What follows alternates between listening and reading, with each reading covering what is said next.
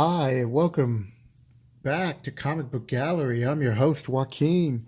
I know I was supposed to have this video out on Thursday, but I got caught up with some family and I fell behind. And also, I had a major setback. I was supposed to drive from Seattle down to Southern California, but I was having too many issues with my car, so I decided to fly down, which meant a lot of things that I wanted to bring down with me, I couldn't. And I wanted to be able to paint and make all these projects, and I can't. There are certain sizes I just can't work with.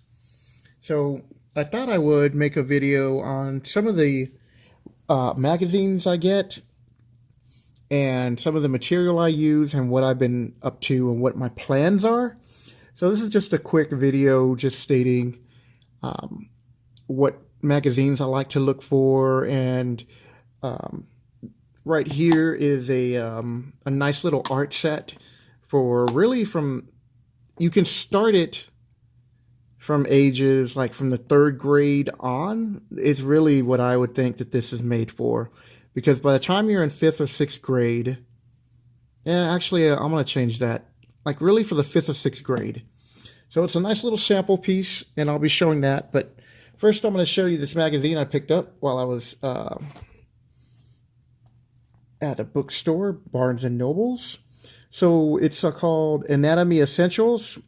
And the reason why I picked it up, because the pose and draw flawless figures, and you should always, if you are an artist, look for other people to learn from. And these magazines are great for doing that. And a little pricey, but to me, worth it. Sorry, I get that in focus. We'll get in focus. There we go. $29.99. So like 30 something was tax. Oh, I kind of want to pick and choose because they do deal with nudity. Again, I don't really want to show that part, but you know, they're breaking down anatomy. This is what I'm talking about. When you're looking at people drawing comic books, some of them should pay attention to this, because it's okay to exaggerate art, but when you don't do it right, it looks bad. Okay, and I mean, look at this, drawing forearms. All these techniques right here are so good. And they're breaking down the muscle with the anatomy. So once you have a better understanding of all the muscles on the human body, most people who go to art school at one point or another will be studying anatomy, because it's so important to understand where the muscles are, how they work, and how you can bend, and how the human body bends. They also have animal anatomy, and they got some movement. I'm always talking about movement and flow, and these are good examples of that.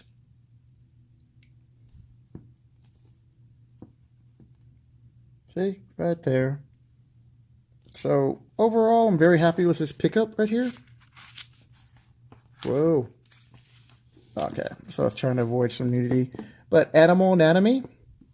And here's a little clever picture. You have a little girl. She has a nose. People probably make fun of her nose, so he made her into a pig. I don't know how cool that was of doing that, but either way, it's showing you that you can take people's pictures and turn them into animals. But this is cool. Basic forms, American lion, speculation. Proportions. I mean, he's got like homework assignments. He tells you what to do. It was just a great magazine, and you might be able to still find it right now at like the bookstores or a magazine rack. I highly recommend picking this up. I mean, you got pages. I mean, it's not just a little part of anatomy. Look what they're covering and how they're covering it. And you got a gator. What's up, gator? Oh, I know. I get excited by looking at art books. I mean, not really excited, but it's something that I'm really into, and I just want to share my joy for art with everybody. And, hopefully I can teach them something so they can draw and make their own art, especially little kids. And I skipped over a lot of sections because they do a lot of nude pictures in here. So really this is recommended the type of book for like a high schooler. So if you're like a junior or senior, and definitely if you are in junior college or now going to art school, these are books to pick up. You should be picking this stuff up. These are great reads, great instructional videos. Not videos, demonstrations of what you should be doing. Now look at this. Look at this sketch. See, the sketch is all cluttered. But he starts detailing it, starts putting the work in, and you slowly start seeing a design. And that's what I preach on Sketchbook Thursdays. So that's why you gotta sketch, people. And again, here they're talking about digital art, but even with digital art, look at the foreshortening right here. So you got the eye level, which is here, and it's showing you how you would see the perspective on here. Same thing, eye level, eye level, eye level. Right here, great pose. I need to study this. These are all visualize vanishing points, adding emotion, balancing the weight, silhouette, level of the eye. It's all here. They have magazines, other magazines that you can get. They recommend depending on what you're into.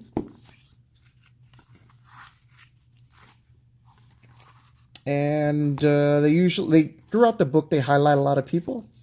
And they talk about their art, and what they're creating and why. That's a great piece of pan. It's a, God, why can't I think? So there's the Norse god and Greek mythology. There you go. That's a good, cool painting. I like to do stuff like that. There's another artist, Nicole Cardiff. Sorry, I mispronounced your name. But look at this work, girl. I mean, you put the time in, and it is worth it. You did a great job. Look, here's the initial sketches. I mean, some of this could be digital. I'm not really looking at it, but either way, even if it's digital art, still a good piece. Be a better piece if it wasn't digital art, but still a good piece. Oh, hey, look, right up here, Joaquin, it's all digital. Well, either way, it's still great art what these people are being able to create in the process they're going through.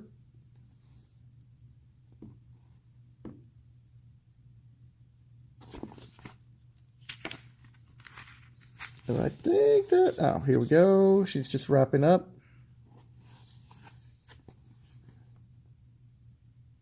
Okay, there we go. Really details on the face. And I know what you're thinking, but they didn't show a nipple so I could show it. But, alright,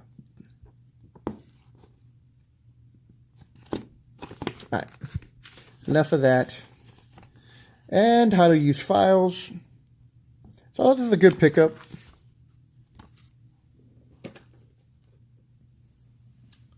Next up is my sketchbook.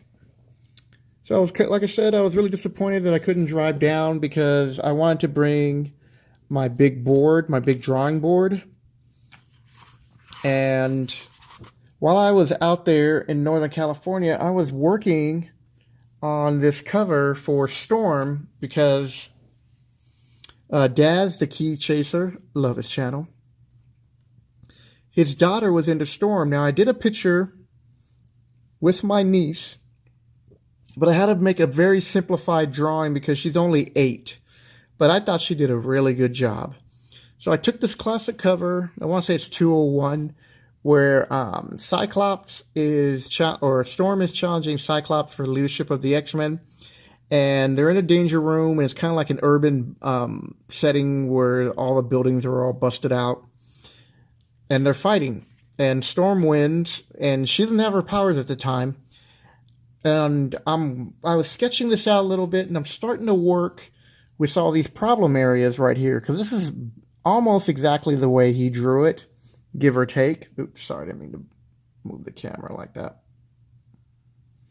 And I just want to keep messing around with it and get it done right and try to get it exactly like the artist did. So this is what I'm talking about, where you can have exaggerated poses and get away with it. This seems like it's one of them, because this leg just seems a little bit off. Like this should have came down. This leg's off. But still looks cool. I like the image. If you saw the cover, it's great.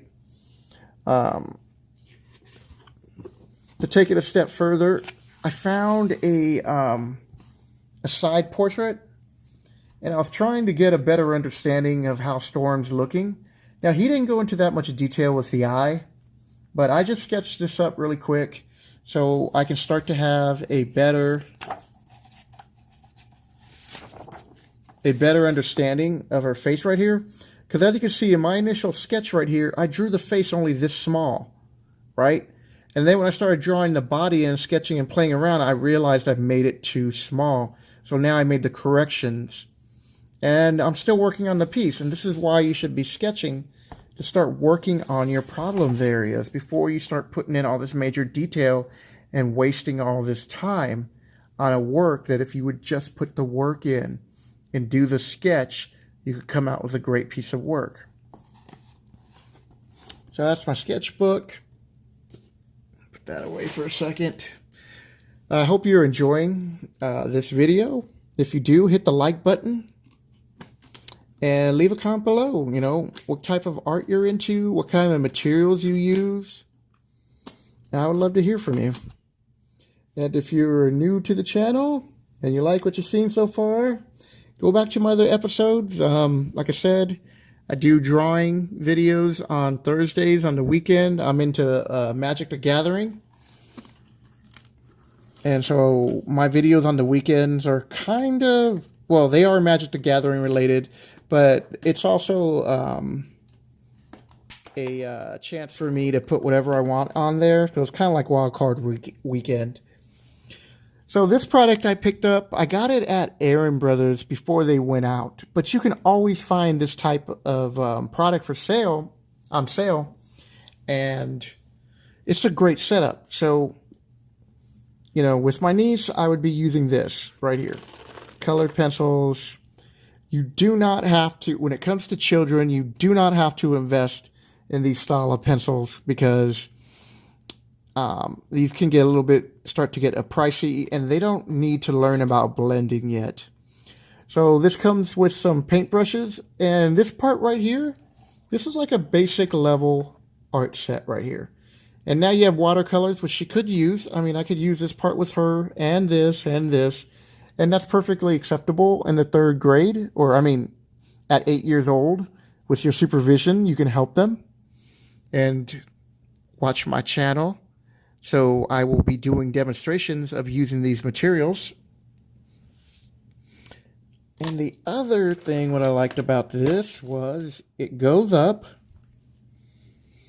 And I'm going to have to just tilt the camera now down. Sorry about that. Let's make a little adjustment so I can do this. I'll leave it at this angle. Sounds good. It looks good. Okay. So in this particular set, which I really did like, it gives you samples of all these different mediums. So you can figure out which one that you enjoy using. Now, like I said, we had the watercolors up here on the top, the basic ones. And here are some watercolors, and this color is lemon yellow. So you can see that. But it's just a little bit, and that's all you would need. You just put a little bit down. And this is enough to, you know, create some small pictures, maybe 2 or 3, 4 or 5 if you're lucky, and you know how to conserve your paints. Next up, maybe even up to 6, because it is watercolor. But here you're only going to get a couple of paintings out, because this is really just to give you a feel of what these mediums are, so you can determine to continue buying them or not. Maybe you don't like acrylics. Maybe you prefer watercolors, so you're just going to keep getting watercolors. But acrylics is the next stage up. So usually it goes drawings, markers, colored pencils or crayons, and after watercolors comes acrylics. So really from like the 4th grade to the 5th grade, you can start messing around with acrylics. And the reason why I say that is because they're not that messy and they dry real quick. What I do recommend is from 6th grade going on to junior high, once your child has started to take a really liking for art, you can then move up to oil paints. And oil paints are a whole new different beast when it comes to mastering and learning about it, because oil paintings take a while, like a couple of days to dry. There's so much you have to learn. What's good about oil painting is when you are doing portraits, that's when they really shine, because you can just blend in every shadow and feature that you want so easy.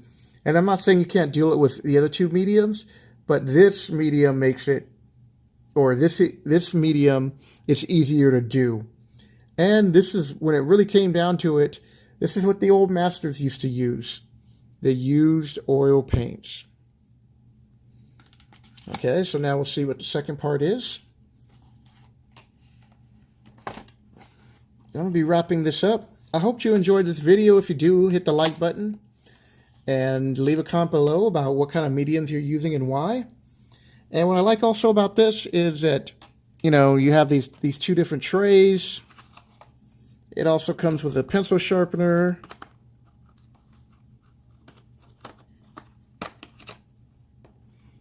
Sorry about that for a second. And a little eraser. So it's a great starter set, you know, for the 4th grade and up, because unless you're going to be doing the art with them, your child's going to have a lot of time with the difficulty with a lot of these other mediums. I mean, these are